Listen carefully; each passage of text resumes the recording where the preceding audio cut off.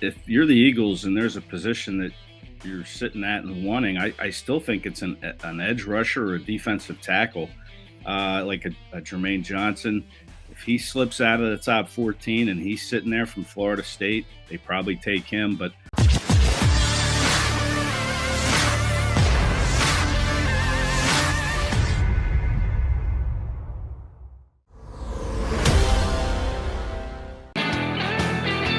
Friday here on Birds 365, YouTube channel, Mac and Ed.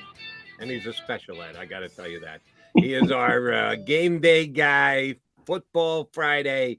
Ed Kracz joined us here on Birds 365. Hello, Mr. Kracz. How are you? How's your weekend shaping up? Well, I hope the rain goes away. That's for sure. Yeah. I don't know what's in the sky right now. I'm not used to it. Yeah, well, it's sunny right now. Let's hope it stays that way for a few days. But I'm doing great, guys. Good to be with you. Hope you're all doing well and have some big plans this weekend as well. The Masters is coming on, and got a big little weekend planned. Maybe some Bed Bath and Beyond. Maybe some. That's an old school Will Ferrell joke. I don't know. I got some time. You can relate to that, though, huh, John? That's it's quite telling. Yeah, well, yeah. That's sad, is what it is. Let's call it what it is. Ed Kracz, last time we had you on, you were going down a beaten path. I just couldn't believe that you were still clinging to the possibility of the Eagles getting involved with a quarterback in the first round. Are you pulling a Jimmy Kempski on us? You just have to touch all the bases and continue to throw out names so that you get a chance to inform people on every single player? Or are you still clinging to that lost belief that the Eagles are in the quarterback market? Well, since you put it that way, Jody, I guess I know where your feelings are on that. Yes, you do. It wasn't too difficult to read between the lines, Ed. Thank you for picking up on that. Listen. Would it surprise me? No. I mean, this team hasn't been in on Jalen Hurts. No matter what they say, they just haven't really gone. Actions are, forget the words, look at the actions. Yeah, exactly. So would it surprise me? No. I don't think it'll happen now because of the trade that they made for the future draft capital with the Saints, but wouldn't surprise me, though, Jody. It really wouldn't if they're sitting there at 16 and Kenny Pickett is still on the board, or 15. I'm sorry, they're 15 and 18. Yeah, so 18. It wouldn't surprise me if Kenny Pickett's there. They say, you know what, let's go take him. And does that mean he's going to come in and supplant Jalen Hurts? No, it means that they're going to have a competition. They're going to develop Hurts right along with Pickett.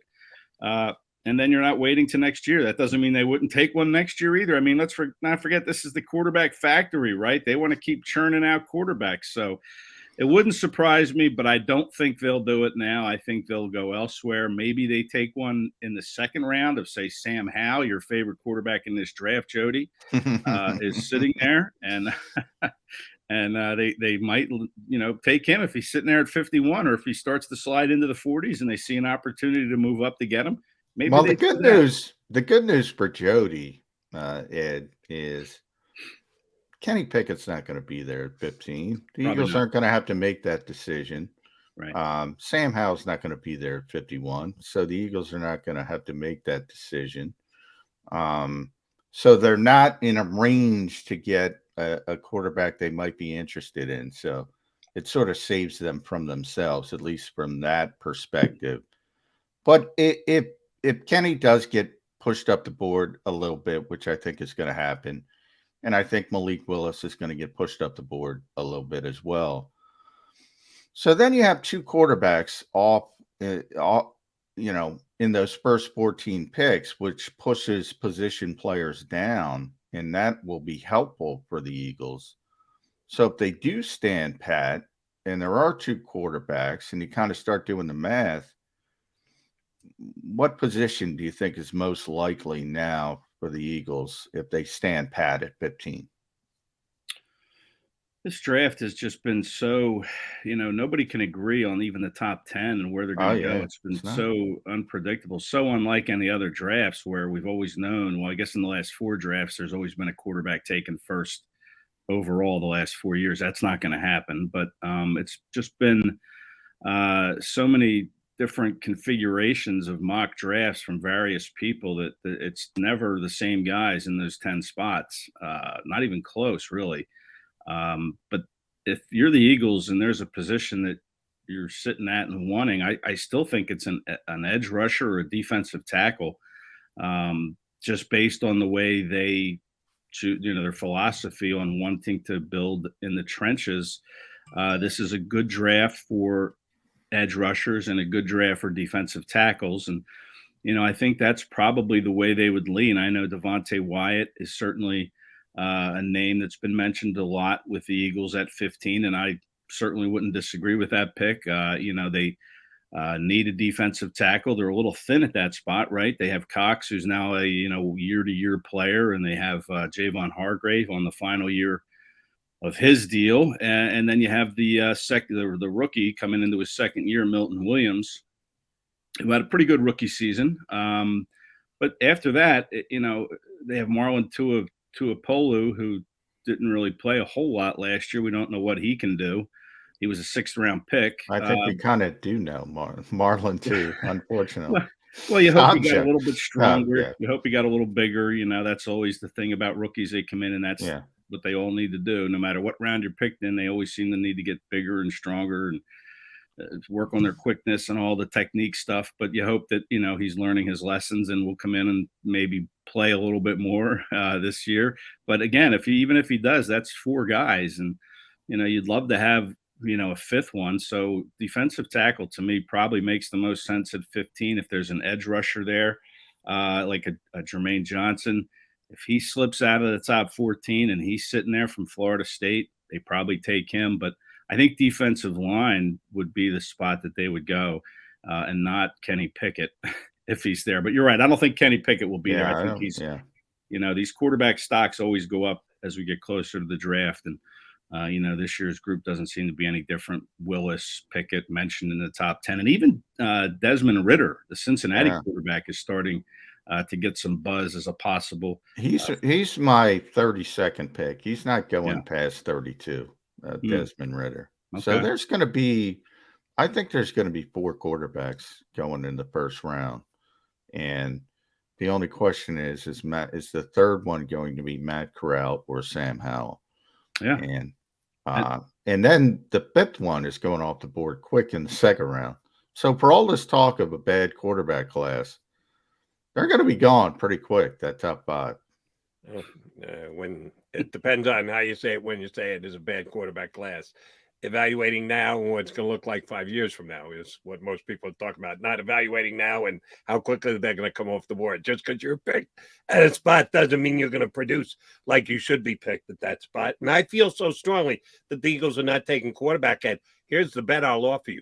I'll put up a $50 gift card to Bed Bath & Beyond, and all I'm asking you to do is put up one 12-ounce Diet Coke. And you don't even have to cool it. I'll take it warm. That's how strongly I feel that the Eagles will not be taking a quarterback in the first round. Not I thought I was going to take advantage of Jody, but he said in the first round. I was going to say, and then pulled the 7th round on me. Mama Mac raised no fools. That's what we're talking about here. I was going to pull the 7th round. In the 7th round, the Eagles select. No, I'm not going to get taken because of a stupid wager. I try not to take that, as a matter of fact. All right, Eddie, you talked about the defensive tackle. Here's what scares me about the upcoming draft, now less than 3 weeks away. I don't know that the Eagles are going to come away with a defensive end either in the first round. And they're down to 2 picks from where they were at 3. And at 3, they had a lot of different options depending on how they ranked the guys and who came off the board through the first 14 picks. Now it's down to 2, which is better than a lot of teams, but not really. There's 8 teams with 2 picks apiece in this draft. So there are a lot of teams that are going to have a lot to say about this draft. I don't know that they're going to have the right guy, the guy that they like, still be available.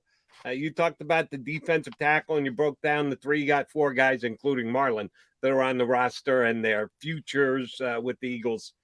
I'm more scared about the defensive end because Brandon Graham is, I don't know. Derek Barnett is, I'm pretty damn sure, and it's not good enough. Mm-hmm. Josh Sweat, I liked the signing last year. He actually has to get somewhere near double-digit sacks to merit the kind of money that the Eagle gave him. What are they going to do at defensive end, Ed? If one of the top 5 are there, and John and I have gone through this list enough times, know you understand who I'm talking about when I say the top 5. 3 of the 5 are absolutely going to be gone. They're going in the top 10 picks. The other 2 guys, chances are Johnson and Karlaftis, may or may not be there. What are they going to do? If one of those are there, do they take them? Do they pass on them? Is this a position that they think there's draft deepness, that they can get a guy who's above average in the 2nd, 3rd, 4th round? How's the defensive end position going to play out in the draft for the Birds? Well, I think if Jermaine Johnson's there, they'll take him. I really do. I think they like him. You know, they took Josh Sweat from Florida State. Here comes another Florida State kid with upside. Karlaftis, I haven't heard a whole lot of buzz about. Yeah, that's the one that concerns me. I don't know if the Eagles have interest in Karlaftis. Yeah, and I'm kind of I have mixed feelings about Karlaftis too. Had a chance to talk to him at the combine in early March last month, and you know, very impressive individual. No question about that. You know, he's a good character guy. Eagles love good character guys, and he's certainly that. But I'm just not really sold on his skill set if it's going to lend himself to being a double-digit sack player. In the NFL, I just have questions about that. Whereas I think Jermaine Johnson can come in and become a double-digit sack player in the NFL. He's long. He's got good quickness, good explosion. Karlaftis to me is a little bit more stout, a little squat, a little more squat compared to Jermaine Johnson. So I think if Johnson's there, Jody, the Eagles will take him at 15. The question is he going to be there? And then you mentioned the 2nd tier guys. I mean, there's still some pretty. Yeah, there's a lot of good ones. Yeah. We always talk about the top 6 and you throw Ajabo in there. It's a shame about Ajabo and that Achilles, because I think he would have been in play. I know the Eagles really liked him, and they may have even traded up a couple spots to get him if he were starting to slide. But, that Achilles, of course, is going to really push him down the board. You're not going to get anything out of him his first year. You know, you look at Sidney Jones.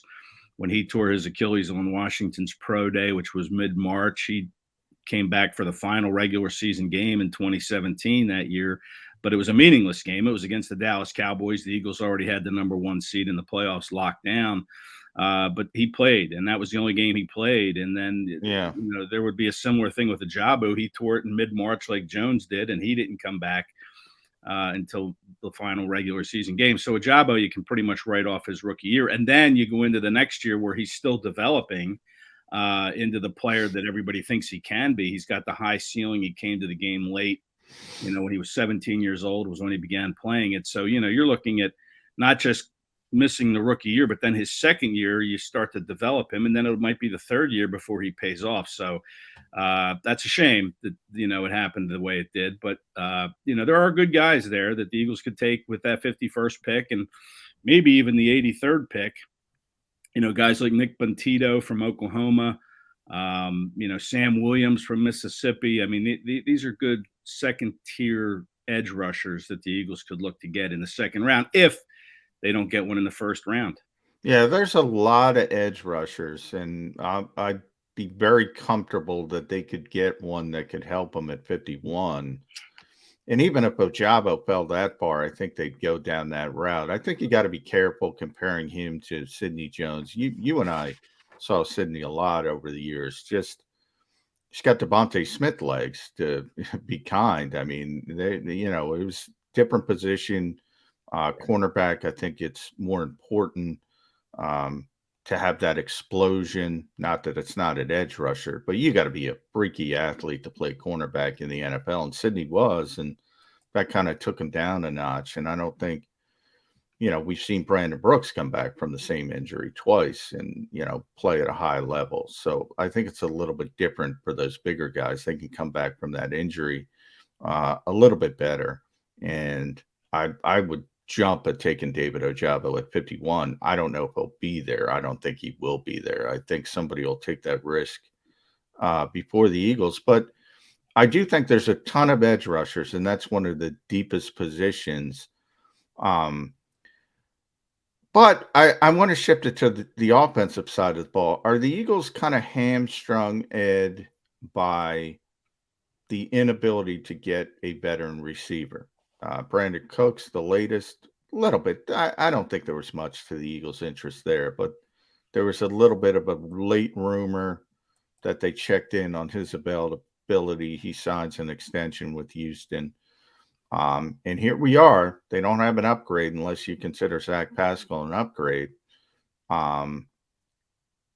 Does that hamstring them by saying, okay, 15, 18, we got to take a receiver at one of those two spots?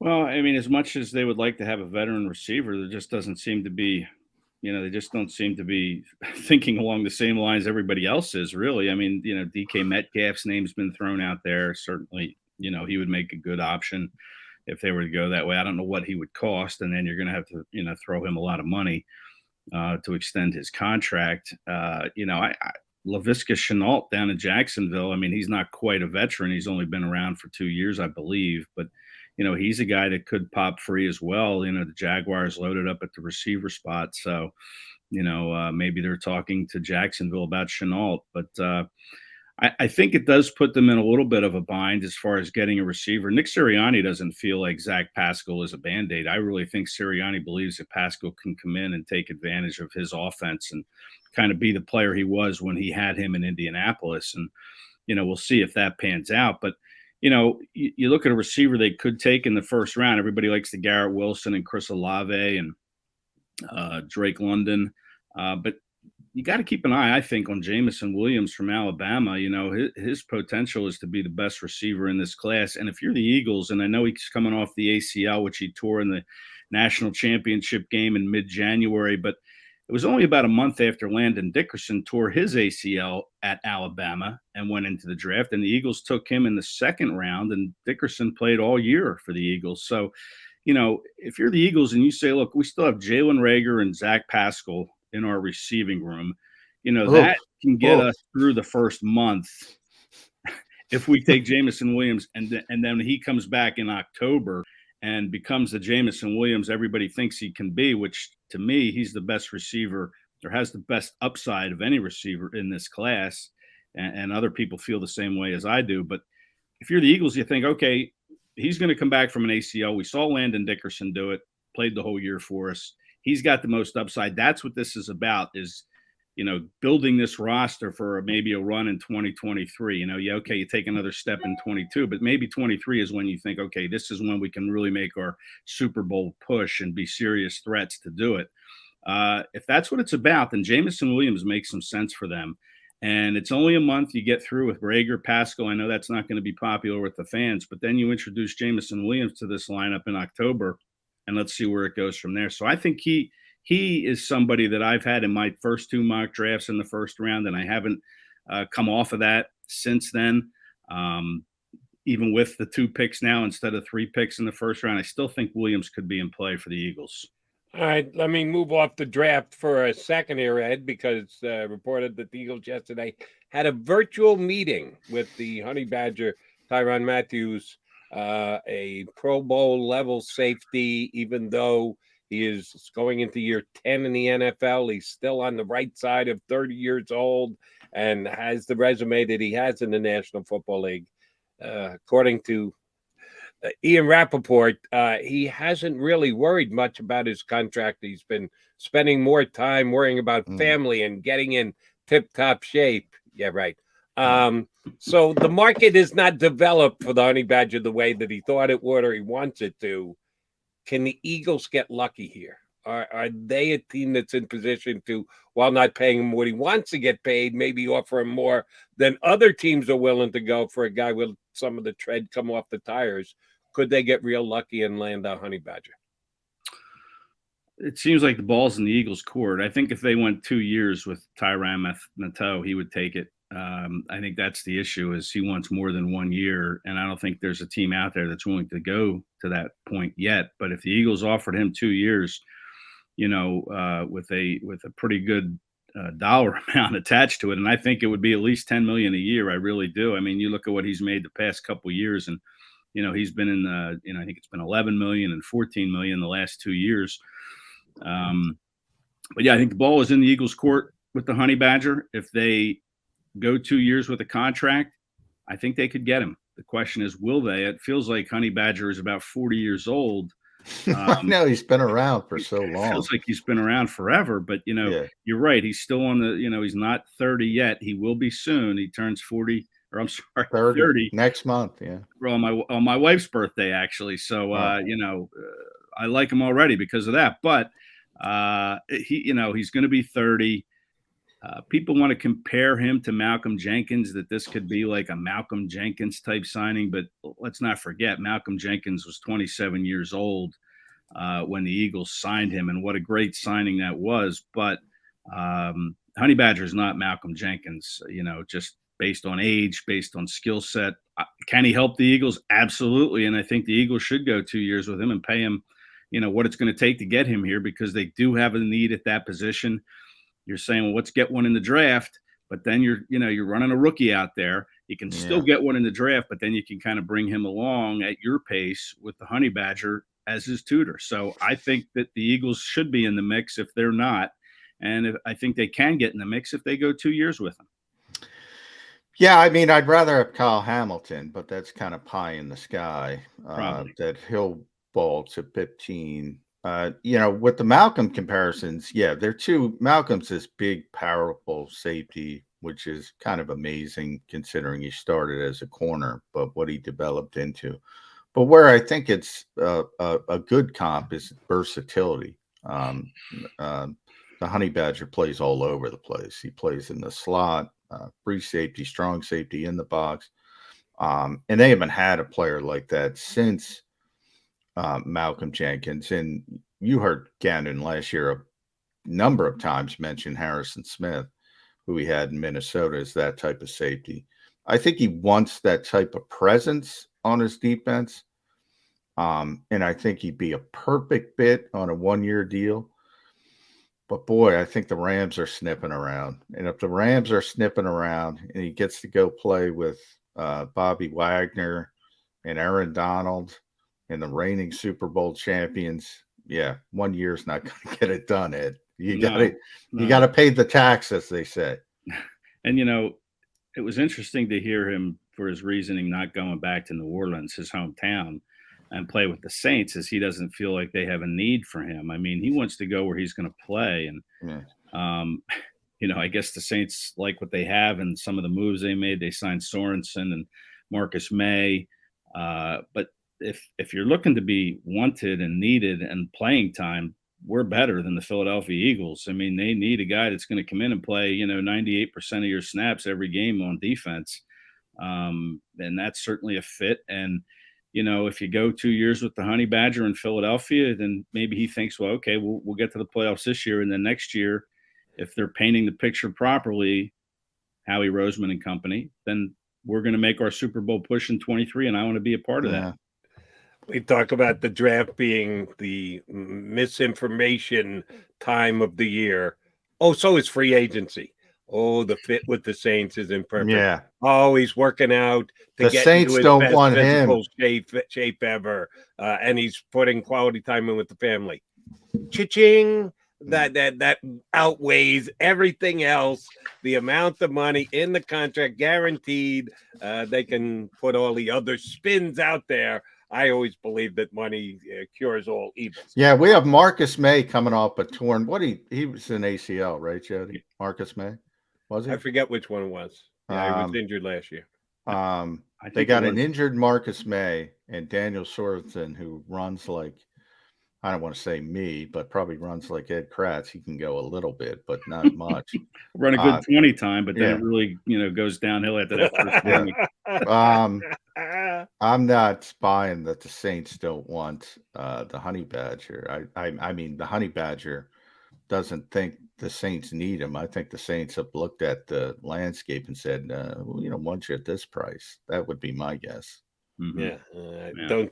If I'm shame on Mickey Loomis. We're questioning why he did the draft that the deal that he did with the Eagles. If he can't see that Honey Badger is better than the two safeties already signed, there's a reason for it. He knows what the Honey Badger's price tag's going to be, and he was looking to get a less expensive alternative. All right, Ed. I saw on the site on SI you wrote about running back Miles Sanders and coming into his contract year with the Eagles year on how important availability is.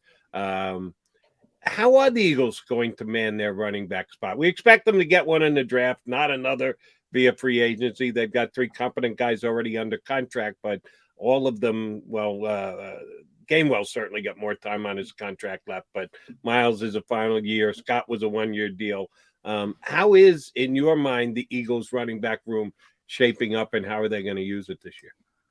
Well, they're gonna try to make sure Miles Sanders is going to be the guy, right? They'll use Kenny Gainwell and Boston Scott, but this will be Miles Sanders' show. He's down in Houston working out, getting ready for the season. He understands the importance of this season. I don't know why it takes a contract year for players to understand the importance of a season, but he is understanding that this is his final year of his contract. He wants to keep playing. He's a young guy, and I think he'll be the Eagles' bell cow once again.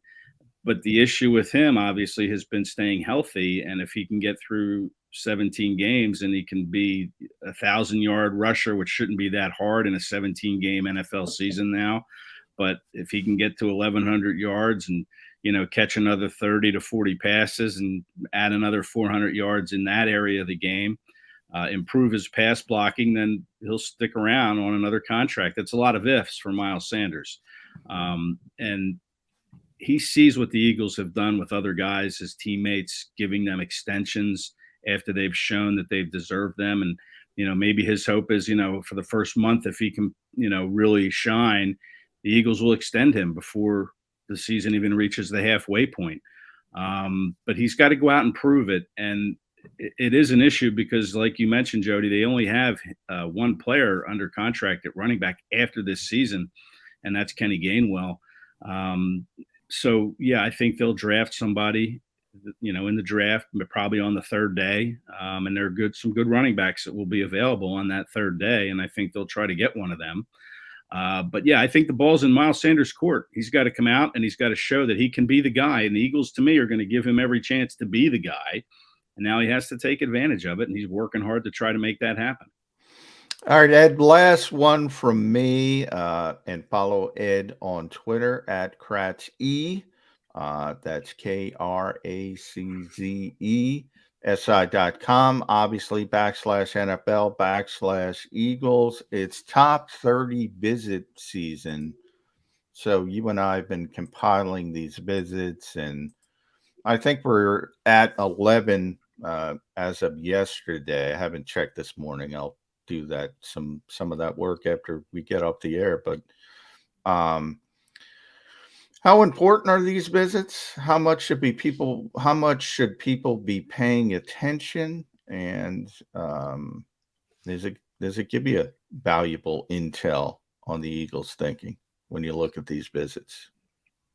Yeah, I think so. I mean, you get 30 of them. You're going to want to take them seriously. It's a chance to spend some time, quality time, with someone you could potentially be interested in. The Eagles always, they don't just bring in first-round talent. They bring in guys that you can find throughout the draft. And if you look back, I think it was the 2020 draft, they brought in Jalen Reagor, Davion Taylor. I'm forgetting the third one, but 3 guys that they drafted were, paid a visit to the complex. And Raekwon Williams was another one, and he didn't get drafted, but he was an undrafted free agent. So is yeah, that Kayvon's year? Kayvon? Was he? Yes, it was Kayvon. It was Davion Taylor, Kayvon Wallace, and Jalen Reagor and Raekwon Williams that were for the visits. And now things were done a little differently. Most of them were virtual, obviously, because of the pandemic.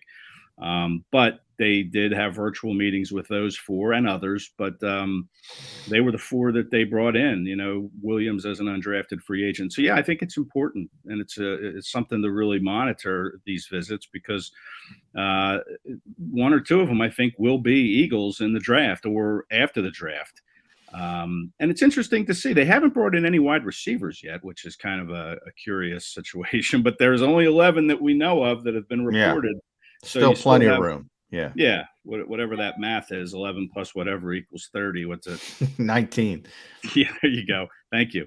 But yeah, so you have 19 more. So I would expect a receiver to come in at some point. But right now, that's not the case. It's interesting to see, they brought in 2 offensive linemen, Tyler Smith from Tulsa, big tackle, and then Kenyon Green, who some people have linked to the Eagles as an interior offensive lineman. So, it's interesting to see. It's certainly in play. The offensive line as well, getting back to the start of the show, talking about the Eagles' love for the trenches, it certainly applies to the offensive side too. And maybe these two guys are going to be in the mix somewhere in the draft, or that position anyway could be in the mix in the draft. So I think it's always interesting to see who comes in for a visit. Eddie, let me take it, follow up and take it one step further. You just gave us some good info on the draft from just 2 years ago when the Eagles, we know who they drafted. You can look back and say, well, but who did they meet with ahead of time? Pretty damn big percentage. So that tells you plenty. Can you read anything into the order in which they come in? Because as soon as the combine is over and done with and the pro days have been out, you can start to schedule these meetings. 11 have already taken place. They've got an option on 19 more. Does it tell you more if they're one of the first handful that come in? Does it tell you more if they're one of the handful closest to the draft? I don't know if you've done this number crunching yet or if your memory serves you best, but is there anything to be read into when these pre-draft meetings actually take place? Yeah, I don't think it's a very good idea to rely on my memory, Jody. It's not the best at times. But, yeah, that's a really good question. I don't know the answer to it. I haven't crunched the numbers. And like I said, my memory would not. Right, there's a column for you, Kracz. I'll give you a hand, give you a lift up here. Yeah, I'm always open for ideas, Jody. Feel free to text me any ideas you might have. You go to Bed Bath & Beyond, wander the aisles. Right. And maybe columns will come to you. Maybe some Lowe's, some Home Depot. If I got some time. I got to find the water cooler, right? No. Go hang by the water cooler and see what everybody's talking about. Yeah. Hey, real quick, I said last one, but I want to get this in. Odds that Andre Dillard and Jalen Reagor are on this team by the end of the draft. Yeah, well, you could throw Gardner Minshew in there as well. Oh, all right. And because Eddie's got him drafting a quarterback. I forgot about that. So yeah, that's right. That's right. Mark that down. Write that down so I can hear about it after the draft when they don't take it. You'll hear about it, buddy. Don't fear not. One way or the other, you'll hear about it. I know. Hey, we could talk about Brandon Brooks too. I'd love to, revisit that situation. But what was that? Oh, the chance. Dillard, Andre. Reagor. So yeah. Andre, Jalen Reagor. Don't want to upset people. And you threw Gardner in there, Gardner Minshew. Yeah. Well, listen, again, going back to the 30 visits, if you bring in a Tyler Smith or somebody, another tackle at some point in the draft, then yeah, I would think Dillard could be dealt.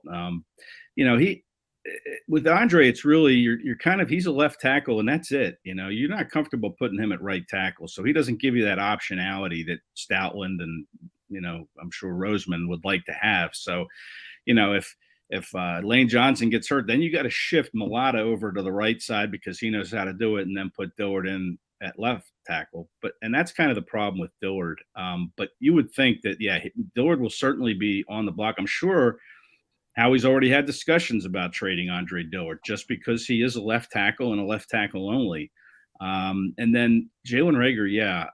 The question with Reagor, though, is, he was a first-round pick just 2 years ago, where Dillard was a first-round pick 3 years ago. We kind of know what Dillard is. He's a left tackle, period.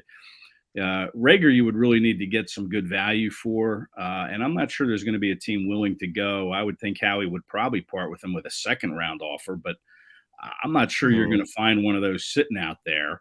Unless teams get desperate during the draft and they're seeing the board not falling their way at a position like receiver that they might need somebody, then maybe they say, hey, we'll give you, a pick in next year's draft if you trade us Reagor now. So I don't think it's out of the question at all that Reagor, Dillard, and maybe Minshew could be moved. Would they move all three? That would be a lot of trading. I don't see that. But I think of those three, yeah, we could see one of them gone, if not before the draft, then at some point during the draft.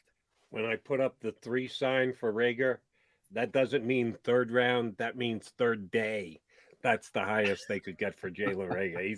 He's not getting a second or a third round. Only takes one, Jody. Only takes one. As we saw with Mickey Loomis, it only takes one. That's right. That's True. right. I feel pretty confident in saying I've got a good grasp on Jalen Rager's value across the league right now. The value that he presents to us whenever he comes on is off the charts. Ed Kracz, you have our permission to go shopping wherever you need to go shopping, be it Bath & Beyond or Lowe's or ShopRite or wherever else. Get out there, do some shopping, and we'll get you up here again soon enough. Thanks, bud. Thanks, fellas. Have a great weekend. Thanks, Ed Ed. Kracz from Sports Illustrated, Eagle Maven here with us on Birds 365. All right, Johnny Mac coming back. We'll give you some more Eagle stuff, and then we're crossing our fingers. You got no Clay relocation today, Johnny Mac? Not that I'm aware of. Do we We'll know see. he's staying put? We'll We see. missed out on him earlier this week because Mother Nature threw him some travel plan alterations because of some nasty weather. But former Eagle tight end Clay Harbor scheduled to join us coming up about 20 minutes from now here on Birds 365.